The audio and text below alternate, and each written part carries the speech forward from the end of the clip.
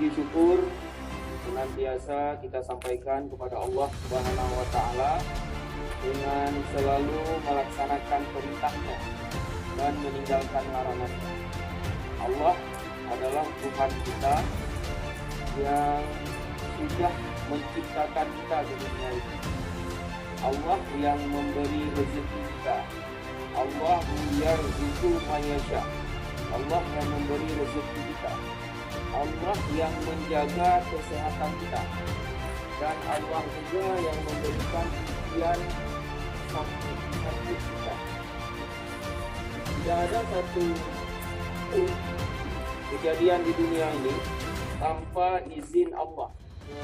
Buktinya Allah pernah menjelaskan dalam Al-Quran, satu daun terigu tidak mungkin bisa jatuh ke bumi kalau tidak Allah izinkan. Jadi semuanya itu atas izin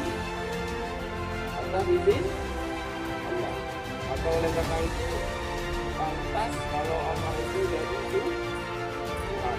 Pantas kalau Allah itu jadi Tuhan. Pantas kalau Allah itu kita sembah.